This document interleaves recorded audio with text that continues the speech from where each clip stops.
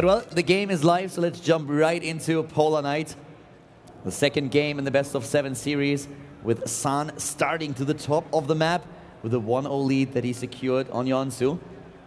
San with a very impressive showing there, having taken the lead now. Can he grab a second win? To the bottom of the map, we have Dia with a great comeback against 4GG already in the semifinals, of course, a little bit earlier. Finds himself once again behind one map. All right, Polar Night. We've seen a lot of Stargate opening on this map in particular. We had this crazy game where San was going up against Stardust and suddenly started to like throw out every single tech in the book and cancel it immediately again just to start another one that he then canceled too.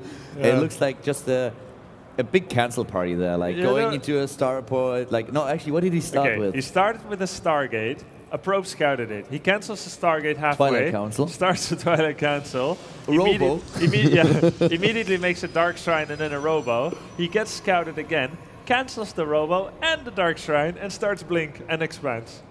And wins the game. And wins the game. So, yeah, that worked really well for him. I seriously doubt, though, that we are seeing a game like that again. We might, though. I mean, San is a little bit crazy in that regard. After that game, Stardust, he took a brush and he wanted to scratch his eyes out, and he's like, I don't know what to believe anymore. Everything I see is fake.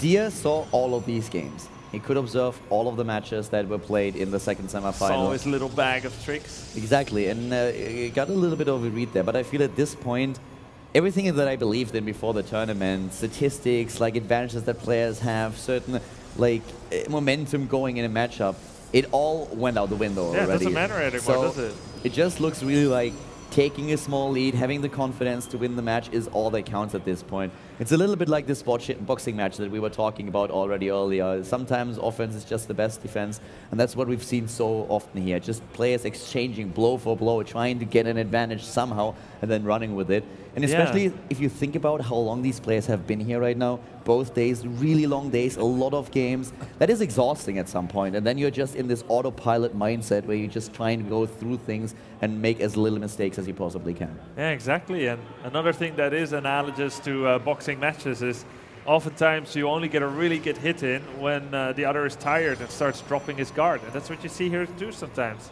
Yeah, and we have now, once again, a pylon proxy. We didn't actually see that in the last few games, but it looks very much like we're going to see a Stargate build.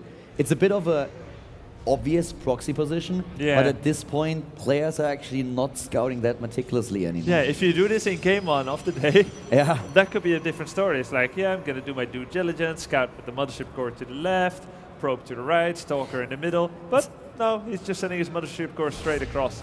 You can't think of all the possibilities every single game when you're playing 30 games a day. Exactly. At some point, you're going to start to cut a few corners just because you think you have a good read on your opponent's style. Right. And as we just said, like Dia especially had the chance to observe the games that we saw from San. And he kind of thinks that he has a good read there on what's going on. So at this point, he doesn't really know what's happening.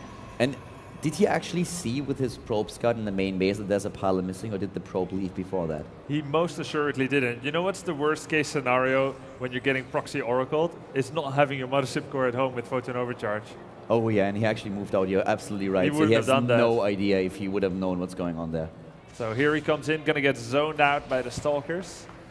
And Oracle's almost done.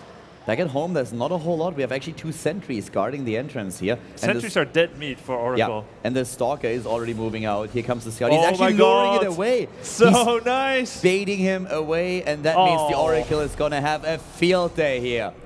Wow, goes in, takes the first kill, the second, sees the sentries, and is like, yeah, yummy. Takes the first one down, goes straight for the second. That Stalker is still a mile away. 2 sentries already gone, and two probes. This is horrible for Dia. San is taking a great lead in the game. Those sentries alone already cost him so much gas. Yeah, exactly. And also, by the way, a note, Guardian Shield doesn't stop Oracle damage. It doesn't do anything. It's magic damage, not attack damage. So anyway, here comes in the second Oracle and 2 Stalkers. And he warps in 3 Stalkers as well. This isn't just a light proxy Oracle harassment. Yeah. It's a full-on attack. Exactly, and there are 5 Stalkers already. San is currently, Dia is currently losing mining time, and he's already in a really, really bad spot. Those Oracles still skirting the edges.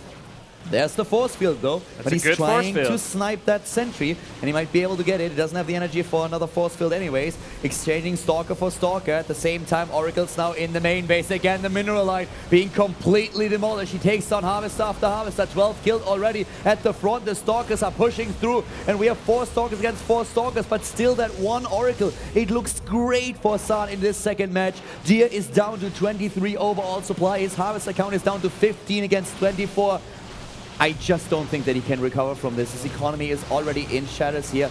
This is horrible for the Mousesports player. It's definitely not good. He's down a lot of workers. He's only got 14 left. San has 24. He's starting a Twilight Council behind this for some kind of blink or DT. It doesn't really matter. GG. San takes a quick 2-0 in the best of 7 series. Ruthless, ruthless. 2-0.